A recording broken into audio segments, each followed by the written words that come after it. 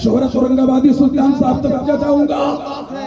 सफेद गुंबद पे मेरी नजर पड़ी है, मैंने समझा ये किसी और का आस्थाना नहीं है, ये गरीब नवाज का आस्थाना है।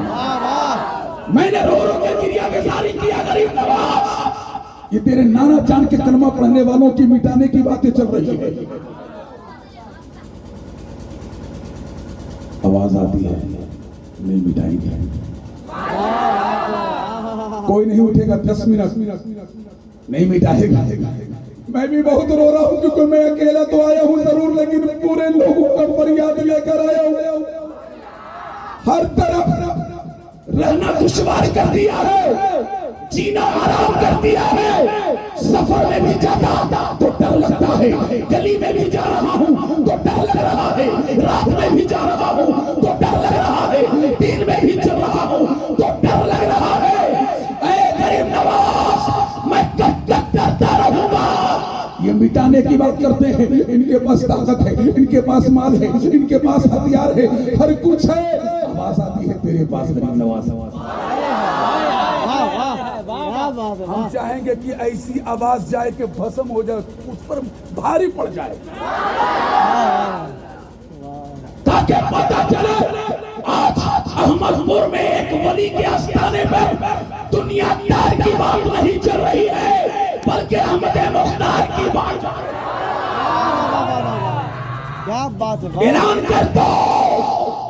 आवाज आती है अगर उनके पास ताकत है, उनके पास सल्तनत है, उनके पास हुकूमत है, उनके पास लंबी जमात है, हर जमात के लोग हैं, तो तेरे पास गरीब नवाज है।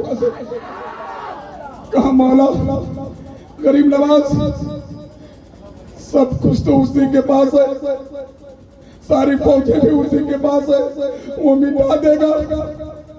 कहा तो ऐसे नहीं मानेगा, तब तुम्हें कुछ लौटना होगा, पीछे लौटना, तुम्हें पीछे लौटना होगा।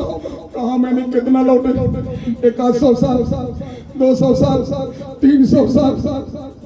आवाज आती है कुछ नजर आया, मैंने कहा कुछ नहीं दिखा। हाजी साहब अच्छा कुछ नहीं दिखा। कहा तब और लौटो, 400 साल लौटा, 500 साल लौटा, 600 साल लौटा। आवाज आई कुछ नजर आ रहा है। कहा गरीब नवाज मुझे कुछ नहीं नजर आ रहा, मैं तो दिख रहा हूँ उसके पास ताकत है, उसके पास सल्तनत है, उसके पास हुक्मरानी है, सारी फौजें हैं, उसके पास माल है, सर है, सब कुछ है। गरीब नवाज मेरे नाना जान के कलमा पढ़ने वालों को ये मिटा देगा। कहा और लो, मैंने 700 साल लौट गया, अभी भी नजर नहीं आया, तब मैं 800 साल लौटा तो आवाज आई नजर आया। मैंने सुना है कि अहमदपुर में पढ़े लिखों की जमात बहुत ज्यादा है, तो फिर समझने में इतनी ताखीर क्यों? मैंने कहा 800 साल जब मैं लौटा तो आवाज आई कुछ नजर आया, गरीब नवाज नजर आया। मेरी आंख को नजर आ रही है। कहा क्या दिख रहा है? कहा कि अपने वक्त का बादशाह का ऊंट बंधे हैं, ऊंट बैठे हैं और आपने बैठाया है। तवज्जो समेट लो, यहाँ उछल कूद करने की महफिल नहीं है, यहाँ तो वो महफिल है कि दुरूद पाक पढ़कर अपने मुकद्दस सवार लिया जाए। चलो ज़मीन को फर्क से मिला दिया जाए और हमें हयात के केसू सवर ही जाएंगे, नबी के नाम पे सब कुछ लुटा दिया जाए। ऐ मेरे इस्लाम के शहजादों, कहाँ नजर आया गरीब नवाज? कहा बादशाह अपने वक्त का पृथ्वीराज चौहान। ये मौलवी 5,000 कमाता है। तकबीर, नारे तकबीर, खाके तैबा मेरे सीने से लगा दी जाए।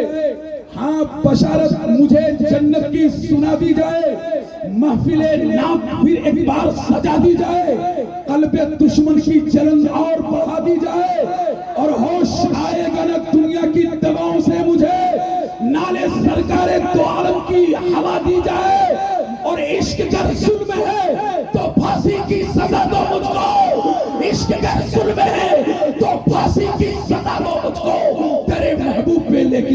सजा दी जाए, तेरे महबूब पे लेकिन ये सजा दी जाए। मैंने कहा गरीब नवाज, मेरी आपको नजर आ गई, दिख रहा है पृथ्वीराज चौहान जो अपने वक्त का राजा नहीं महाराजा है, उसके तमाम ऊंटे बैठे हैं, उठते नहीं, आपने बैठाया है। क्या बात है, क्योंकि आवाज आई, उठते क्यों नहीं? अभी तो कह कर गया है कि उसके पास ताकत है, उसके पास माल है, उसके पास हुकूमत है, सारी फौजें उसी बादशाह के पास है। मेरे बैठाया हुआ एक जानवर को उठा नहीं पाया, क्यों? अरे उठाने की कोशिश कर रहा, बहुत ताकत लगा दिया, उसने आखिरी हरबा इस्तेमाल किया, लेकिन जानवर न उठ सके। गरीब नवाज फरमाते क्यों नहीं उठेगा, मैंने आपने बैठाया। कहा तो सुन, तू भी सुन, और जितने नाना जान के कलमा पढ़ने वाले हैं सब हिंदुस्तानियों से जाकर कहते जो मिटाने की बात सुनकर डर गए हैं, उसकी ताकत से जो लड़ गए हैं, जाकर उनसे कह दो कि उनके पास अगर ताकत है, उनके पास अगर दौलत है, उनके पास अगर हुकूमत है, तो तेरे पास गरीब नवाज है। याद रखो, जब मेरे पठारे पर, जब मेरे पठारे पर, जब ये ऊंट ना उठा सके, मेरे पठाया हुआ ये ऊंट ना उठा सके, मेरा फसाया हुआ ये कौन क्या उगाड़ेगा? लेकिन मुसलमानों, जरा किरदार बदल दो, कैरेक्टर बदल दो। अहमदपुर के नौजवानों मुबारकबाद।